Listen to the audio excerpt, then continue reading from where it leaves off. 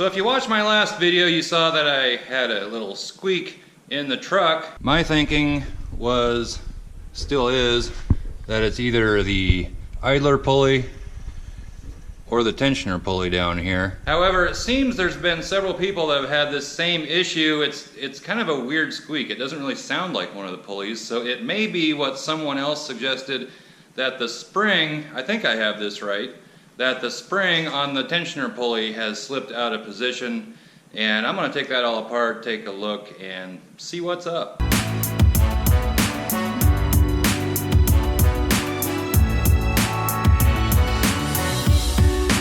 And there's the Moxie dog.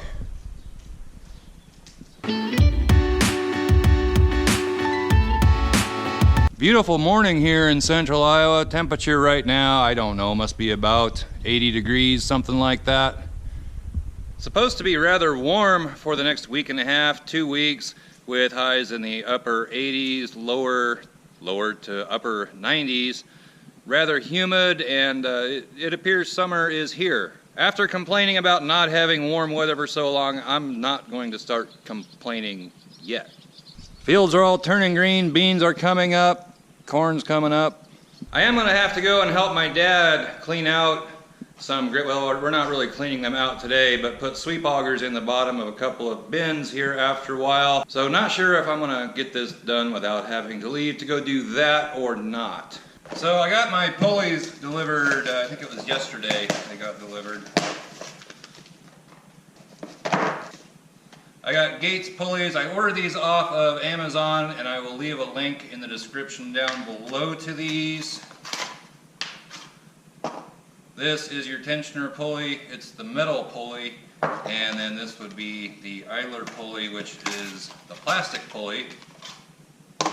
Just like what's on it now. However, somebody left in the comments that they actually use this pulley on the tensioner as well, and I don't know why you couldn't do that. It's a little bit wider, but not much. They're the same diameter, and I don't know why you couldn't do that. There isn't much of a price difference either. One, let's see, the idler pulley, the plastic one was $15.56, and the tensioner pulley was $16.83. Both are listed as an idler pulley. I don't know why you couldn't do that. So coming back over here to the truck, I'm gonna have to get something to stand on. There's a Torx that holds the idler pulley on. I believe it's a T15, something like that. And I'm not sure what size the bolt is that holds the tensioner pulley on. But I'm gonna pull those off of there and see what I'm up against. So I think I said T15, it's actually a T50, not 15, and we'll just take this sucker right off of here.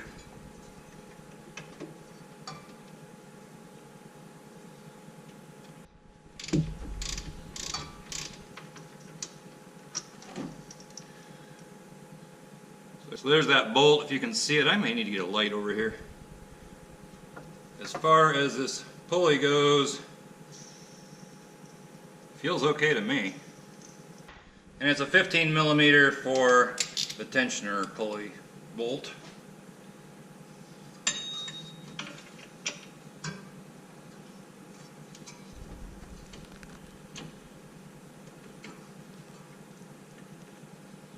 And there you have your tensioner pulley.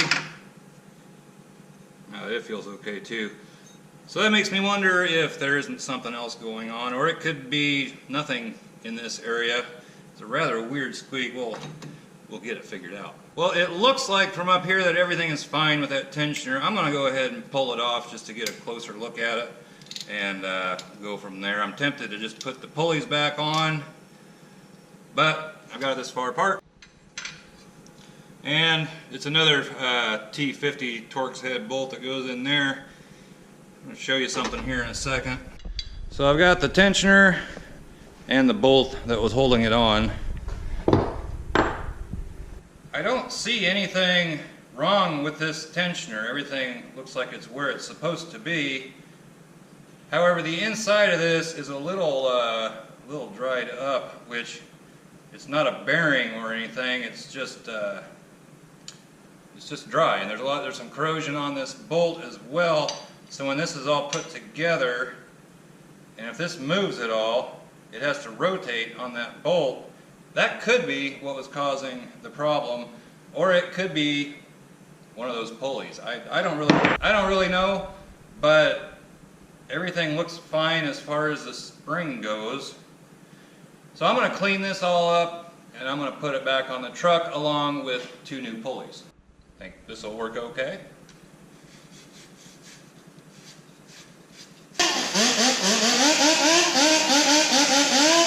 So I got that all cleaned up. I took a wire wheel to this and cleaned that out with a wire brush. I also put a very thin coating of grease on this. So that should help with any movement that it has.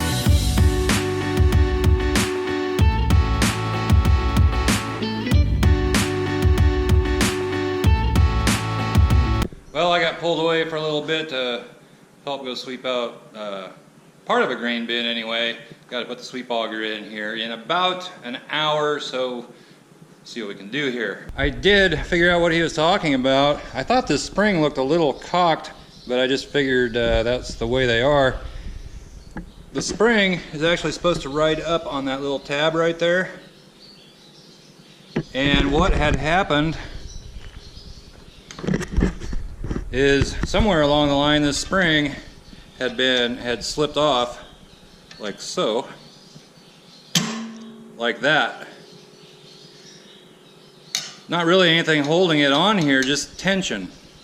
So as somebody mentioned in the comments, they had the same problem, or that was the cause of their squeak that they couldn't track down.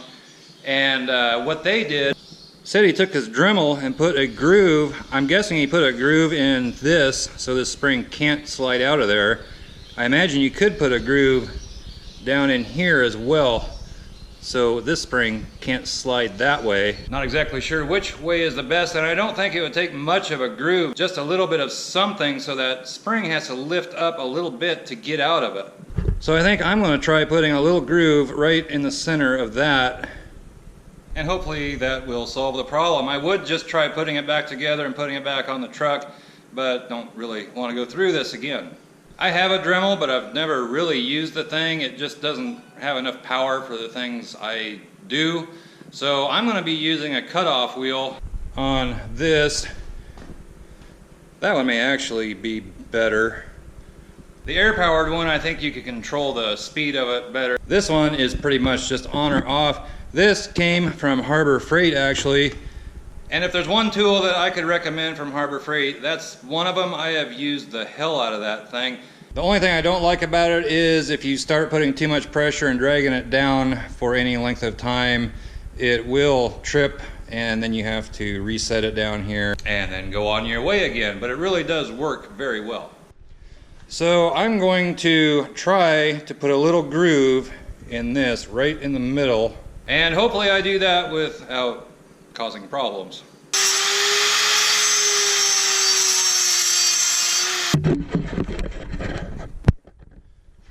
So I've got a groove, it's not very deep in that, and I think that spring will fit into somewhat. And getting the spring back up on here is a little bit of a pain. I found using a big screwdriver works fairly well. Get under the spring like this and pop it back up.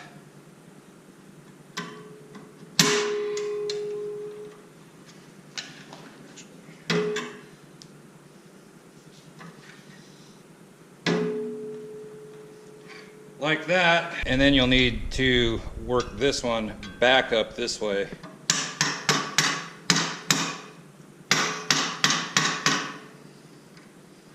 Now you can see that spring is a lot straighter now, and I don't think it's going to come off again. I don't think it can come out of that groove. If it does, I suppose I could make that groove deeper, but I think this will be okay.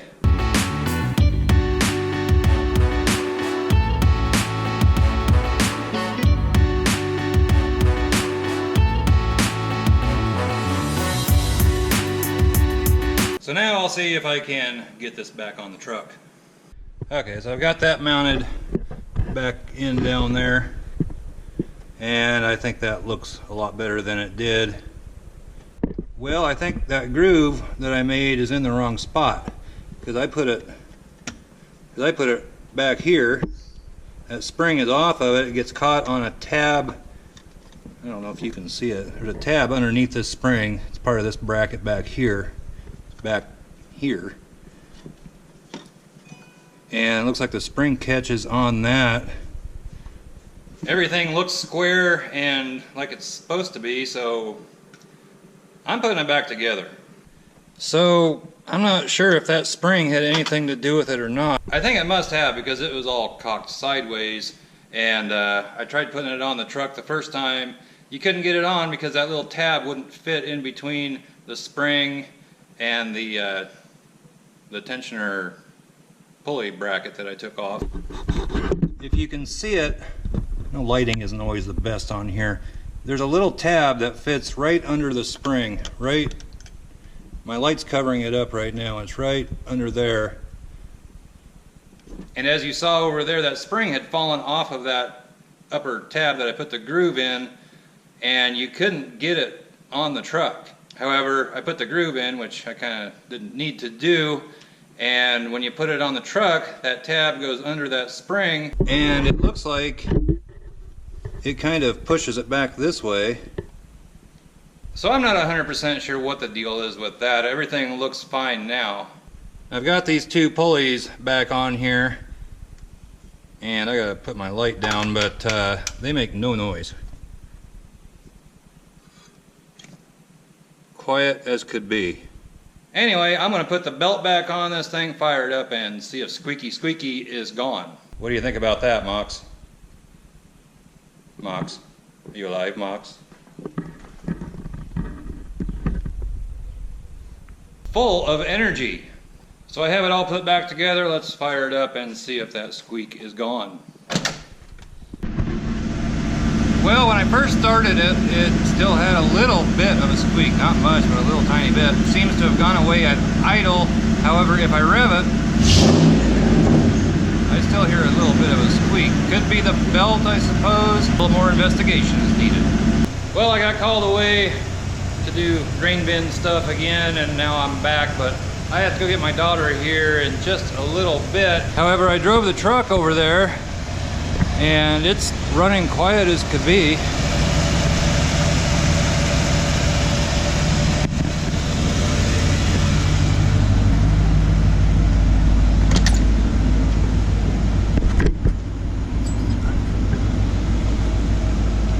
Even when you rev it, there's nothing.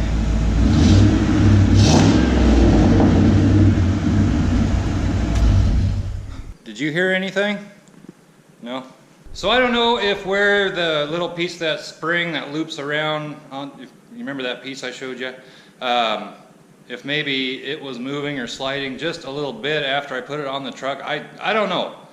But it seems to be fixed. It's not squeaking at all anymore. The spring is on nice and straight, so I'm done with it.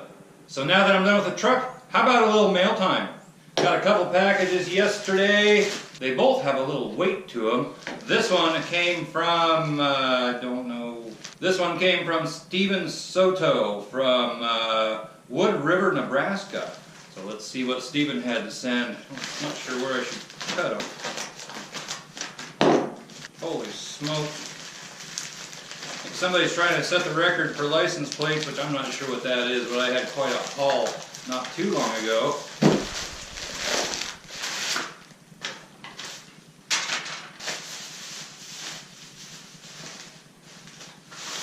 Make sure I'm not, oh, there's the note right there.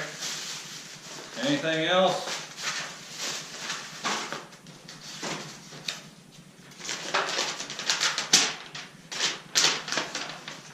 And he says, "Dear Mr. Fox, this is my second package. I recently came into some more Nebraska license plates to send you. Hope you like them. I like the weekly vlogs you are posting. Keep up the good work. Also, here's an updated picture of my Bronco. Warm regards, Steven Soto." And there is his Bronco. The weekly vlogs, I'm actually trying to do more than just weekly. It seems like I go along and I'll do maybe 2 or 3 days, boom, boom, boom, and then I go for about a week or a little more without posting a video. I know the last couple weeks it's been about just one a week, and I'm wanting to do more than that. There's just been a lot of stuff going on lately. These are some different plates here. Very narrow Nebraska plate. I don't know if these are some kind of these motorcycle plates or trailer. This is from 2005. I'm not sure what these are. There's that one, another 2005. This is another 2005. Another 2005. Those are different. And we have a commercial truck. 2005, 2012. This is a heavy one from, this is actually two, no, what is this? There's two here that are the same from 2005. You got a lot of plates here. Another commercial truck, 2011. 1993. Commercial truck, 2011. Nebraska truck.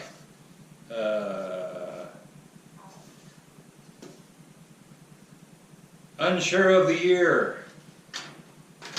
2011 commercial truck. What's the deal with all the commercial truck plates? 2011, 2012, and 2011. From the neighboring state of Nebraska, I don't have time to get all of these up on the wall right now. I'm going to have to make a separate place for Nebraska, it looks like.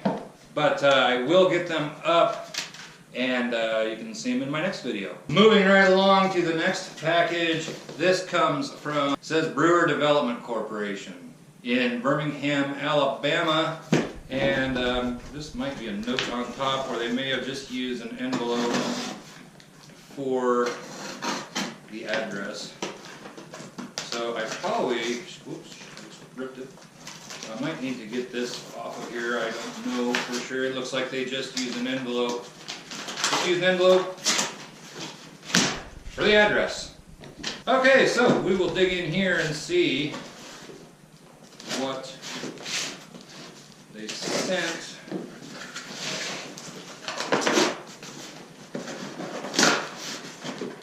I'm not opening this box correctly.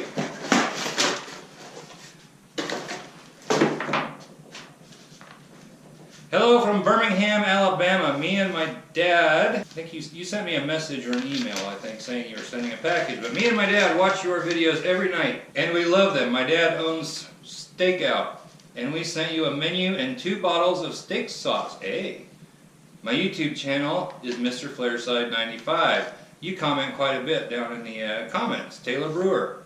So he owns Stakeout, and you sent me 2 bottles of steak sauce.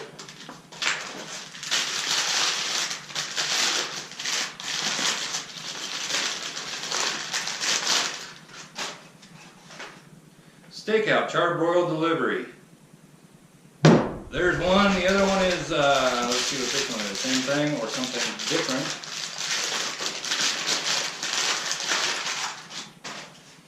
Same thing. What is it? Vidalia onion sauce. Vidalia? Is that? I'm not up on my onions, but I will definitely give this a try. Thank you very much. I appreciate that. And the menu, I'm not sure when I'm going to make it to Alabama. I have been there several times. Not sure if you deliver this far, but I wish I was going to be there. It looks good. WeDeliverSteaks.com. There is their menu.